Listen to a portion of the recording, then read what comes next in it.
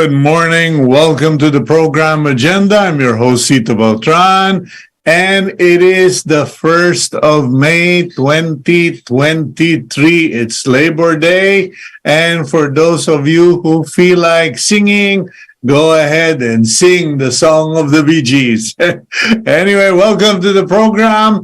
And it's a Monday and the beginning of a new month. And from the looks of it, it's not that hot yet. So we will hope and pray that the weather holds on. It's a bit cloudy out here in Lipa, Batangas. And I do hope that all of you are enjoying the climate, the temperature, wherever you may be.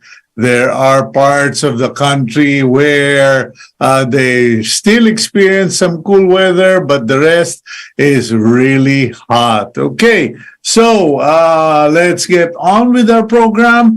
And let's go to our daily starter, and it comes from Aesop, A-E-S-O-P, Aesop, and he goes, "No act of kindness, however small, is ever wasted." And it's a very appropriate daily starter because our guest for today has spent much of his life working for foundations, organizations, and the latter part of his life is now focused on getting many corporations to pick up on their corporate social responsibility.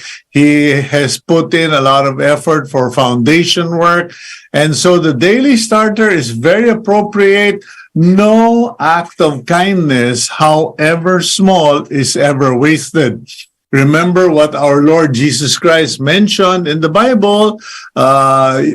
Whoever gave a drink of water to the thirsty, gave food to the hungry, clothed the naked, or visited those in jail or those who are sick, they have done it for the Lord. So whatever you do for others, maski na yun, nagbigay lang kayo ng direction, guidance, or pointing people to the right place, those little acts of kindness bring people to their destination. So don't worry about whether you're doing big things or small things, just do it. Okay, let's now go to the front page of the Philippine Star. And the headline for today's Star, "Stop Provocative Acts in West Philippine Sea, U.S. tells China." Okay.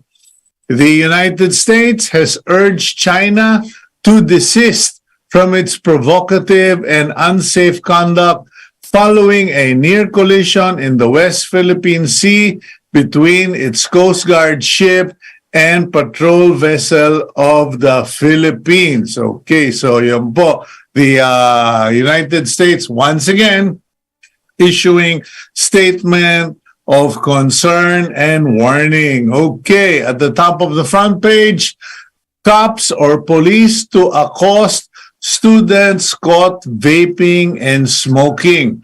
The spokesperson of the Philippine National Police has announced that police officers all over the country have been instructed to accost, meaning sitahin, okay, to call the attention of students who are vaping or smoking cigarettes in public. And the intention is to bring back discipline in our streets and discipline among the youth. So that's a good program to initiate. And speaking of the youth, President Bongbong Marcos recently hosted a sports day for abandoned children in Malacanang. And in relation to that, the President and Malacanang Palace has invited, former basketball star, NBA basketball star Yao Ming, and boxing icon Manny Pacquiao, along with the Chinese ambassador Wang Xilian to Malacanang for the event. And there you see the photo of Yao Ming with the President, with the First Lady, and with Tourism Secretary Cristina Frasco. Okay. And to the right of the upper portion of the Philippine Star, sugar retail price in supermarkets, aray, hits 136 per kilo. According to observations and reports by the Sugar Regulatory Agency or Administration, SRA, some supermarkets have been selling sugar at 136 pesos per kilo. And they have said that price control or price limit plus the selling at Kadiwa stores will lower those prices, hopefully.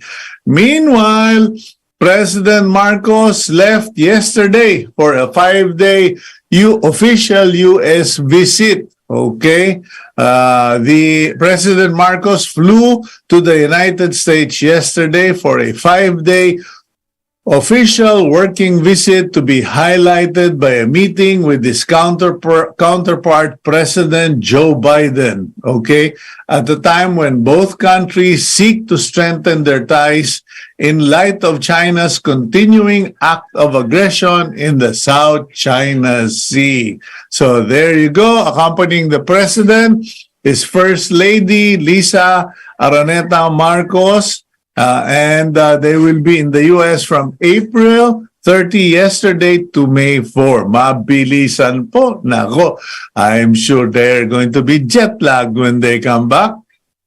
Center photo of the Philippine Star. Anti-riot police conduct simulation exercises in Mendiola yesterday in anticipation of Labor Day protests today. And below that, no wage hike. BBM distributes Labor Day aid.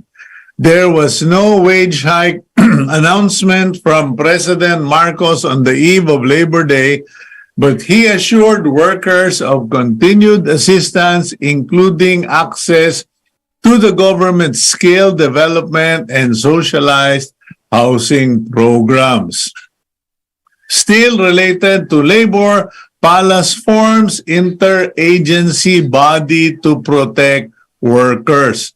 President Marcos has created an interagency body aimed at strengthening the coordination and facilitating the resolution of labor cases in the country. The Interagency Committee for the Protection of the Freedom of Association and right to organize of workers will be chaired by the executive secretary, while the secretary of the Department of Labor and Employment will serve as vice chair. Okay. And photo, lower part of the Philippine Star is a photo of public high school students participating in a street dance competition, okay, as part of Sumilang Festival in Silang, Cavite yesterday, the eve of the month of May, which is marked by Flores de Mayo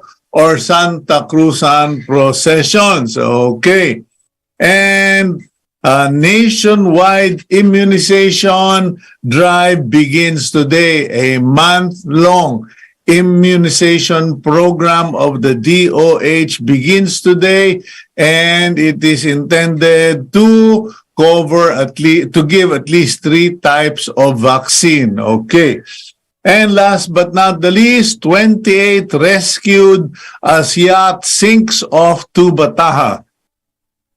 At least 28 people were rescued while 4 are still missing after a dive yacht sank in the waters of Tubataha, Palawan yesterday morning. Okay, so 28 were rescued, 4 are still missing, including the dive master, skipper, and 2 others. Okay, that about wraps our coverage of the front page of the Philippine Star. Please go and watch, read the Philippine Star, get yourself a copy, and also you can also get it online. We'll go for a quick break, and when we come back, we go to our interview. We'll be right back here on Agenda.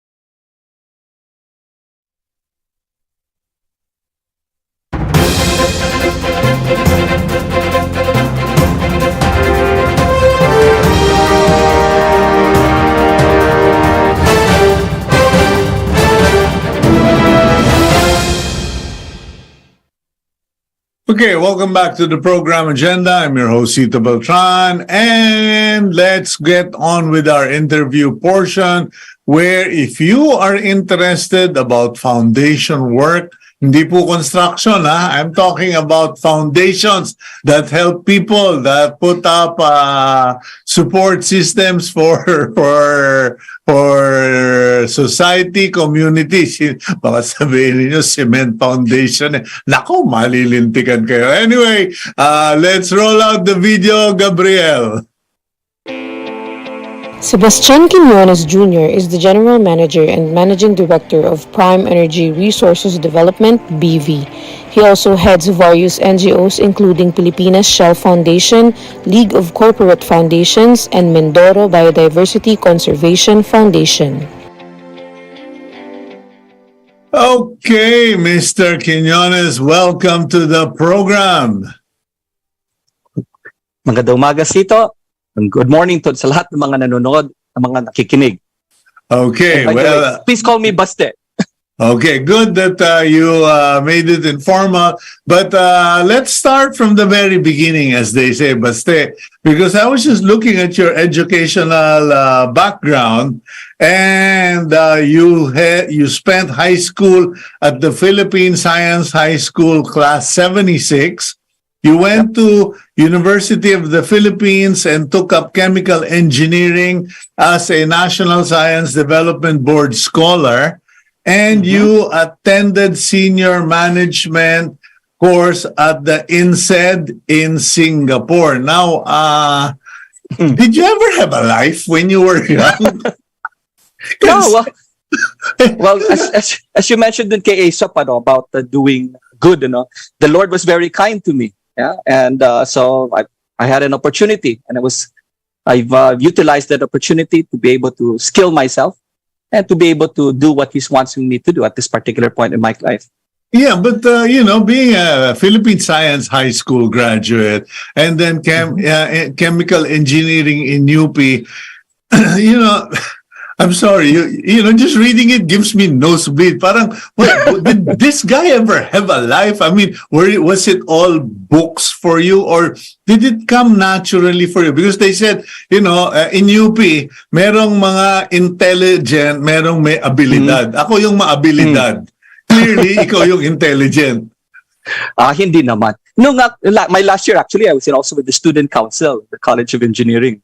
And so we were also trying to ensure that we could, to try to advocate change at that time.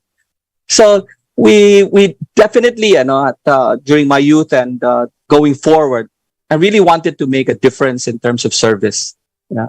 Did you know early on that this is the kind of life you would living? This is the path, foundation work, helping poor or communities, etc. Well, I started with Shell, you believe, in 1981. Yeah, that's a long time ago. Okay. And I went up the technical ladder. So refineries, supply, distribution, and then eventually upstream, looking after Malampaya. But I always wanted at that particular point in my career, to know what will I do beyond retirement. And so I started volunteering in this and that. And I realized that I have a knack actually for being able to make changes within a space where you would need influence rather than authority.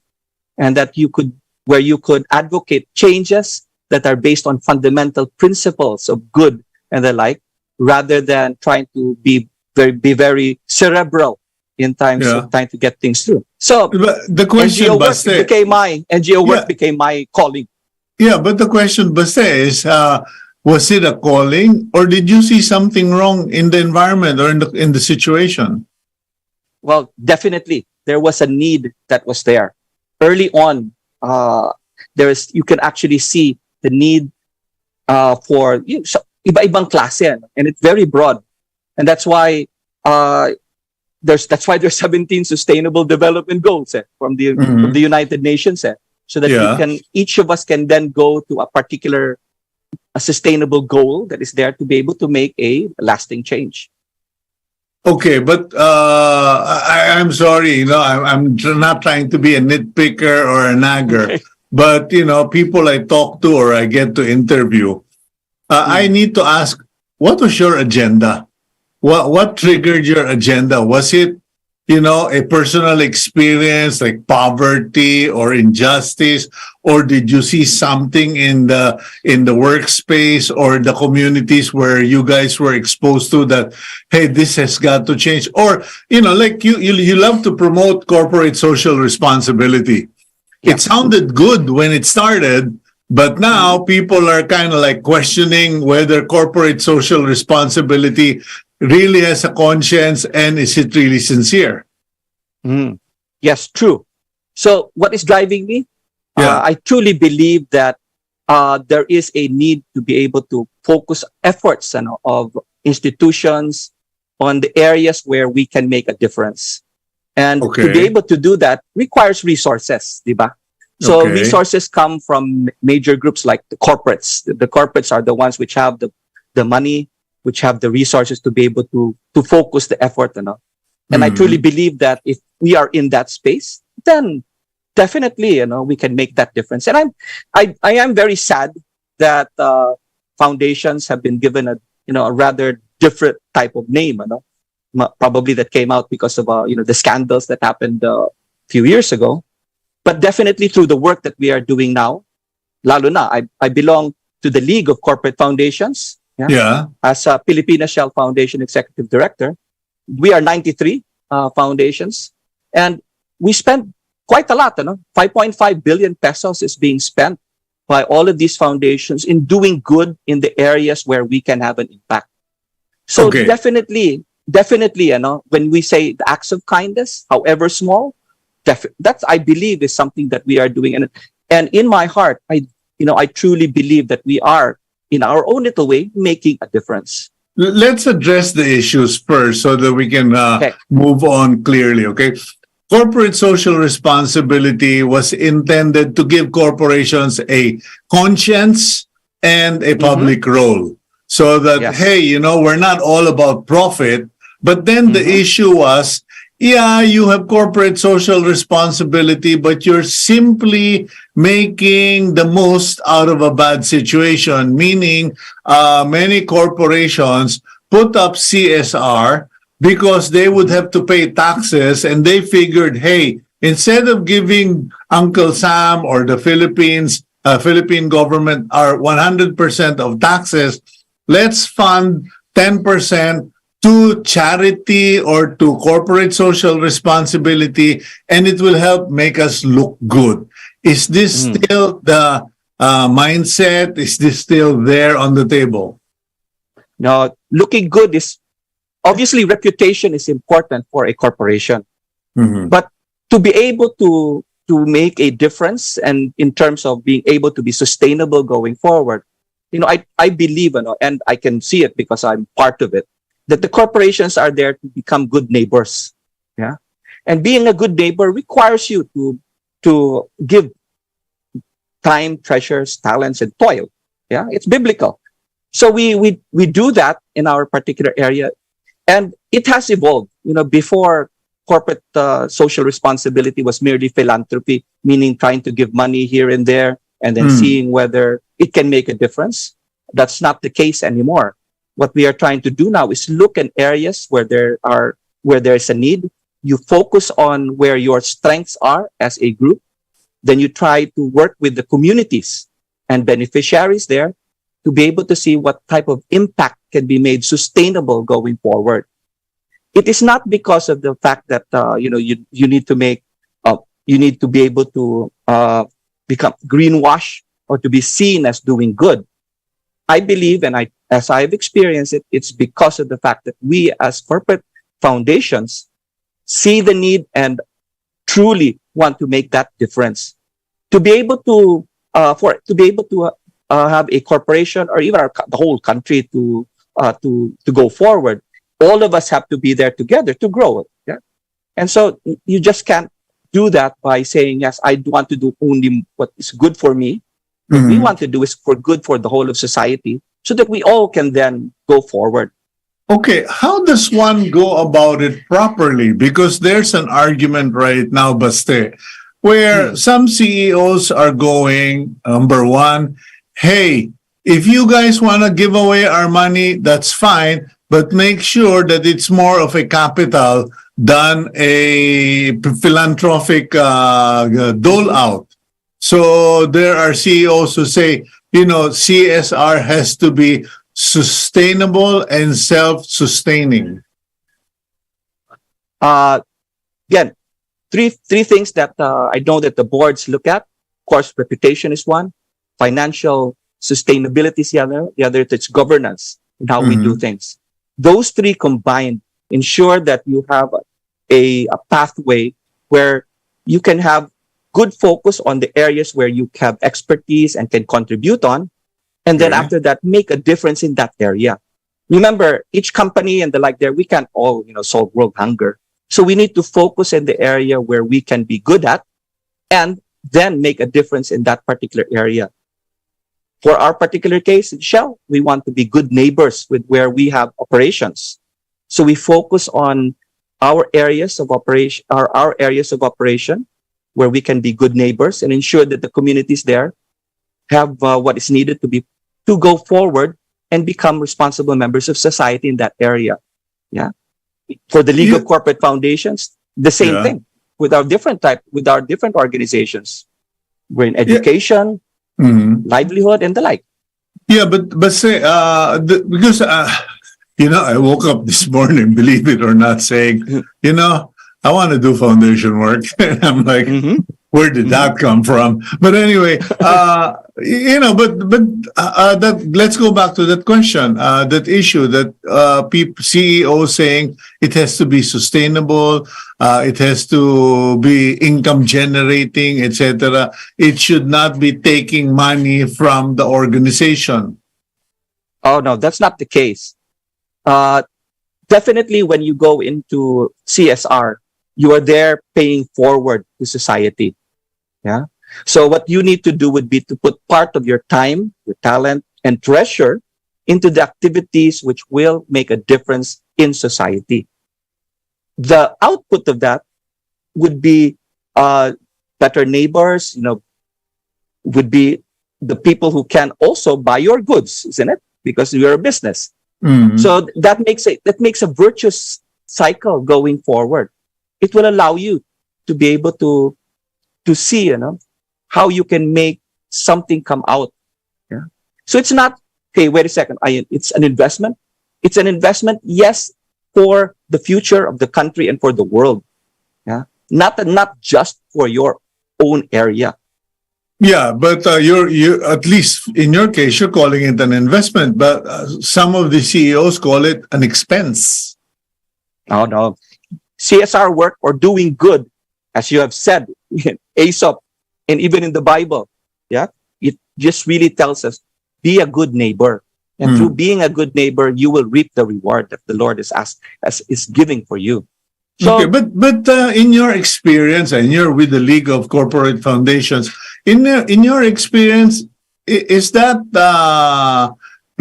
utopian idea possible that a company or a corporation can do corporate social responsibility, but at the same time make it self-sustaining, and run? Do you have a business model such as that where company so and so has CSR and they don't spend a dime because they, after the initial outlay or initial capitalization, they're on their own?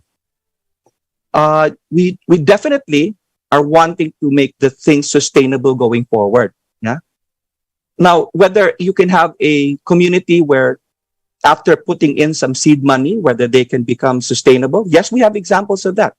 We've made cooperativas become very sustainable by through teaching them financial inclusion, the financial models that they can do things. We give them expertise on making products and the like, and then they become an organization that can fund themselves. Now, should it all be livelihood, Baste? Livelihood is a central component, let's put it that way, because unless a community can be made self-sustaining on their own, yeah, and for them to be resilient always. Resiliency is also something na kailangan natin sa bansa natin dahil maraming bagyo eh. We always get hit. Yeah, we always get hit. We always get whacked. So, importante na yung livelihood nila and the resilience is built up so that they can then move forward on their own going. The foundations are there to assist, to give a kickstart, but then we wish to leave our beneficiaries in a way where they can be sustainable themselves going forward. So notice, Cito, it's not the sustainability that we are looking at for ourselves as companies. It's the sustainability that we want to have for our beneficiaries going forward in life. Yun yung pinaka-impact that we want to do.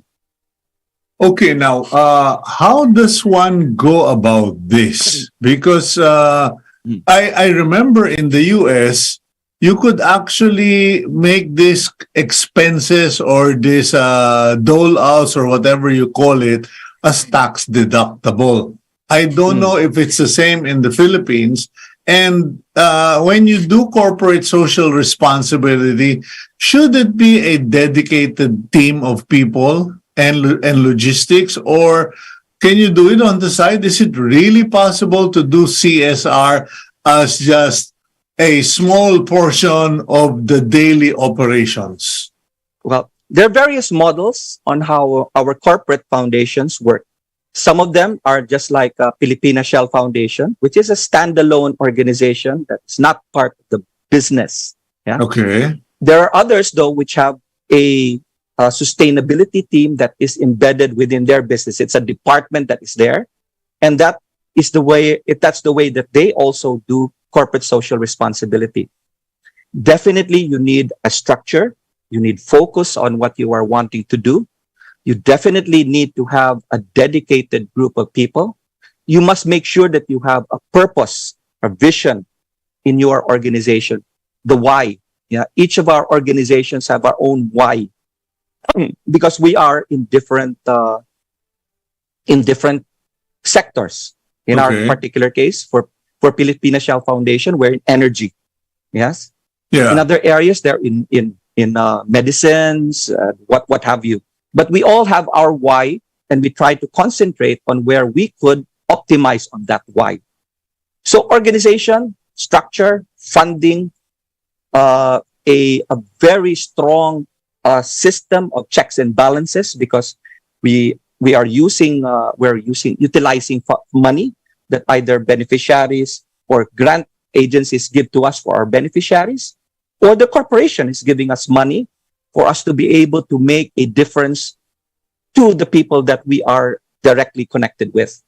So definitely, structure is needed. Okay, I was just viewing your video, and it's a progression. It's a process. It's a progression. But what's the biggest problem in the Philippines? Because as you were talking and as I was watching the video at the same time, I came to the point where, we can give them food, we can give them seeds, we can give them money. But if they don't own the place they stay at, they don't have land or they don't live in, it's just a vicious cycle. And in my own little way, I do help families. And it's just so frustrating because the money just goes out, like water into the ground. Well, that's because you're doing it in a very micro way, small areas. And that's why we as foundations want to do it systemically, within various groups, barangays, in general and the like. You mentioned what are some of the biggest issues that we have ngayon. Yeah. Definitely hunger, malnutrition. That's one thing now that we are wanting to put quite a lot of emphasis on in the Pilipinas Shell Foundation. I'm also a member of the Management Association of the Philippines, and we're also trying to aim there on malnutrition also.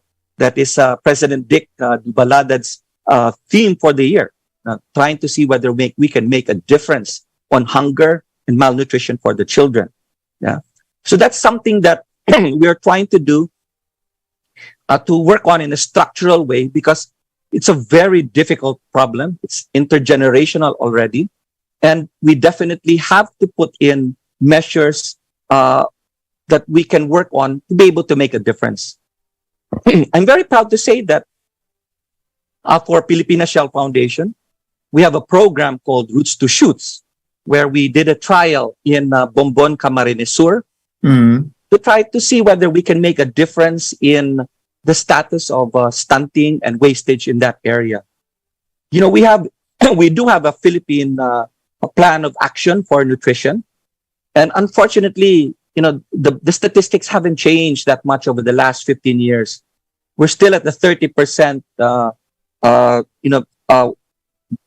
what you call this stunting level, and we wanted to see whether we could make a systemic program that can change that. And we were able to do it. And now we're trying to utilize that in partnership with other NGOs in other areas in the Philippines. We call it, there's 3 prongs on it. And that, if you read the Philippine Plan of Action for Nutrition, it hits the 3 areas. One is food security and livelihood, because definitely kailangan ng pagkain and it has to be sustainable. The second one is mother and child care. Napaka-importante to have that in place. And then the third is water, hygiene, and sanitation. So we were able to work with the Manila Water Foundation, of course, for the WASH component, and with World Vision Foundation for mother and child care. The Pilipinas Shell Foundation did the food security and livelihood portion. And we're very proud to say that working on with these 3 pillars and assistance from the local governments and the Department of Health, we were able to bend the curve in that particular area. We were able to look at. You're talking about barangay. Yes, well, 13 barangays. 13 barangays. Now, here's the problem. Okay, so you were able to address nutrition. Doing what? Well, those 3 things. First, food security and livelihood. Yeah, I mean the food security aspect, the livelihood, because that's what Shell Foundation. What exactly did you guys do? Well, we made sure that they had community gardens. Remember, the food that the mothers and children need to eat should be very nutritious. And we found out that having home gardens, community gardens, helps them make sure that they can have that nutritious food. So food security and livelihood is one. And having having excess of food allows them to also sell it and therefore make a margin. Mother and child care. Excuse me. one thing that was seen, from the evaluation for the PPAN was the fact that the communities thought that yung stunting and wastage is part of who Filipinos are. Mga bansot naman ng mga Pinoy. Hold that thought, Baste, because Yeah. I just came from a forum where Alvin Ang, the professor from Ateneo, economist and a professor at Ateneo, talked about stunting, and it shocked the hell out of me. We'll go for a quick break. When we return, let's address that term stunting. Kasi we make fun of it. We say, ang Pilipinas, barangay 411 or mga puro 411. But Alvin Ang mentioned something that was really shocking. We'll be right back here on Agenda. Okay.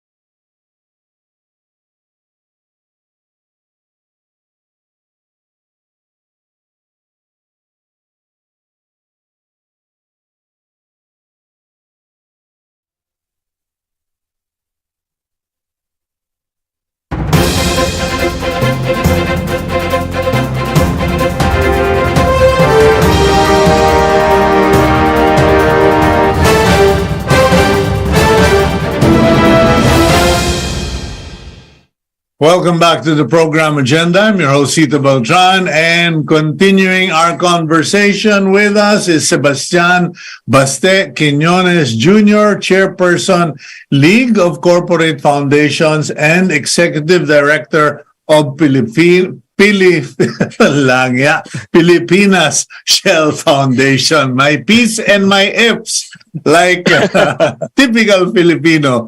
Anyway, Baste, you were talking about stunting. Now, most people think of stunting as just a slower growth or growth that has been minimized, etc. Physical growth of Filipino children. Now, please carry on. Why is it such a major issue? And I'll just add on the shocking thing I heard. Okay. So, there's a misconception at the grassroots level kung ano ang ibig sabihin ng stunting sa atin. Ang sa tingin ng yung mga kabarangay natin, the like doon, mga maliliit naman talaga mga Pinoy.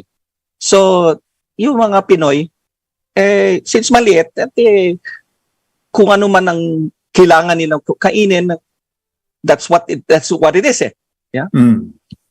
Nakakalimutan that there's something as very good nutrition that can actually enhance a person, enhance the cognitive ability, ang ibig sabihin dun sa utak, at saka syempre yung health to make them more stronger, the like. So kailangan natin alisin yung concept na yun na basta na lang may pagkain, and anong klaseng pagkain, sardinas or whatever, yun ang sapat na para sa atin. What we need to concentrate on is actually making sure that our youth eat good food. Yeah. Okay. Nutritious food that will make them grow better. Let me just add to that, Baste. Ladies and gentlemen, the shocking thing that I was talking about is it is not just the physical stunting o nababansot that's the issue. Even the intellectual capacity of the next 2 generations of Filipinos and Filipinas outside of Metro Manila and even in parts of Metro Manila will be stunted or mababansot. As Professor Alvin Ang put it in a forum, we are not going to be competitive. We are going to be left behind intellectually if the greater number of Filipinos nabansot na pati yung intelligence level. Kasi we say, ay utak kamote, ay bobo, etc. But in reality, they're stunted mentally, intellectually, and physically. Anyway, sorry, Baste. I just needed to put that out for Filipinos to talk about it because it's not a joke. Anyway, so. Totoo yun. Totoo yun. Kaya nga sinasabi doon, you actually, Cito, you put it a lot better than I did. Nung sinasabi kong cognitive, medyo highfalutin yun. Pero yung sinasabi nyo, nagiging bobo, yun, that you hit it on the head. Medyo masakit sabihin, ano? Pero totoo yun. The cognitive ability o yung abilidad na yung tao ay makapag-analyze and the like doon ay naapektuhan ng todo. Worse than stunting is actually the concept of wastage. Yeah? Kung ang stunting is at the, I'll take now from the statistics of the government in the Philippine Plan of Action for Nutrition, 33.4% are stunted under age of 5. But yung worst statistic is wastage. Kasi ang ibig sabihin ng wastage, medyo naapektuhan na talaga. Hindi na kayang i-reverse yung nangyari. Yeah? And 7.1% ang statistic on wastage na sinasabi. Napakalaki. And that's why we as a nation really need to focus very, very hard on this because ito ay tinatawag na intergenerational. Ang ibig sabihin nun ay hindi lang para sa henerasyon natin at sinabi mo na, 2 to 3 generations going forward. Ano? Hindi na makakaahon ang Pilipinas.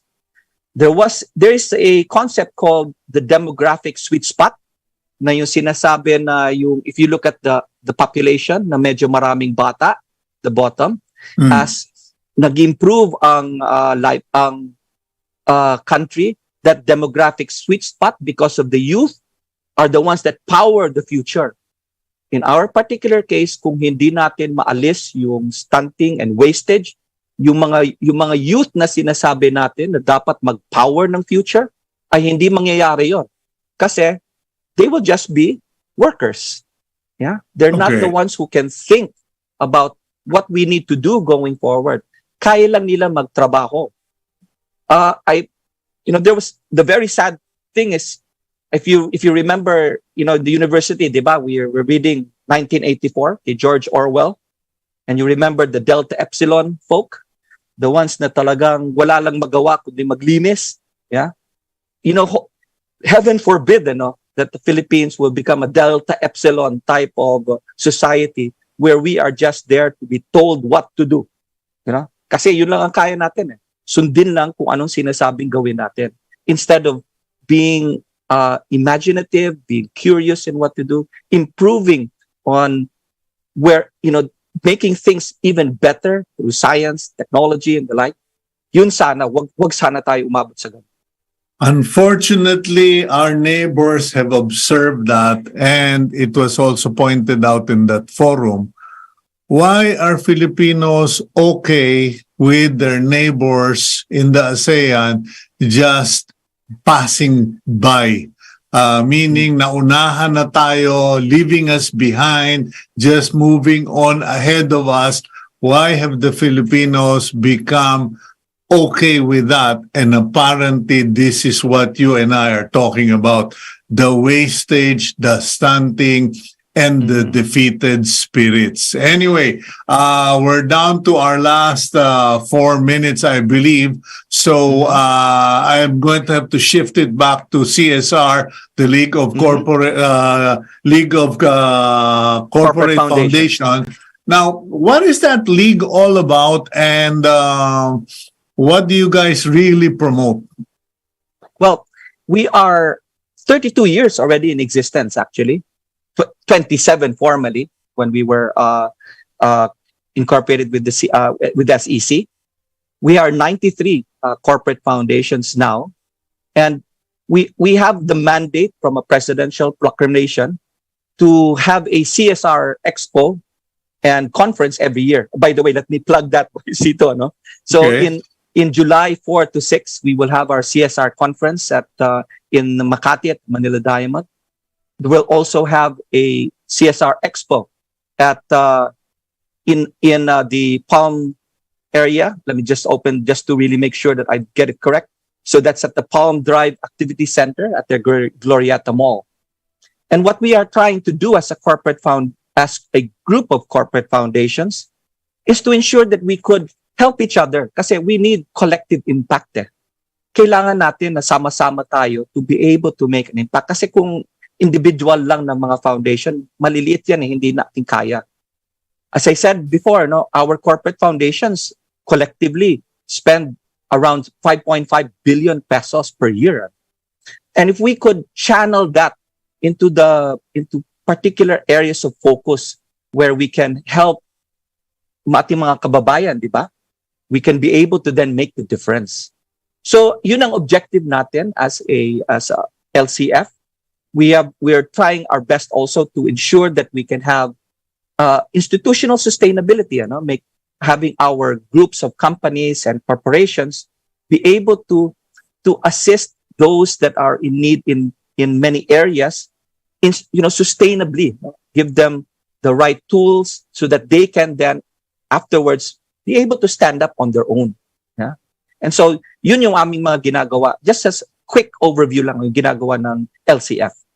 Okay, so you're going to have that expo or exposition in, is it June or July? July, right? July 4 to 6. Okay, July 4 to 6. Before that, please come back on board.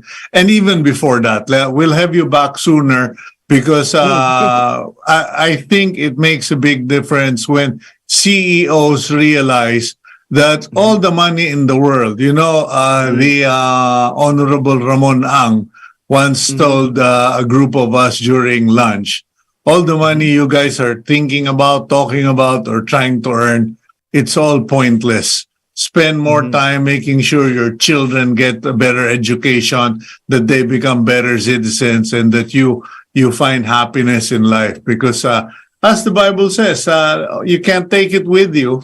So anyway, Baste, we'll ask you back in a future program or in an episode because we have much more to talk about. But thank you very much for doing the warm-up, the warm-up interview. And we'll do episode 2 soon. Well, Cito, thank you very much. It's been an honor. And again, if we could, in our own little way, as you mentioned, do acts of kindness to be able to make the difference, let us do that. Maraming salamat po sa inyo lahat.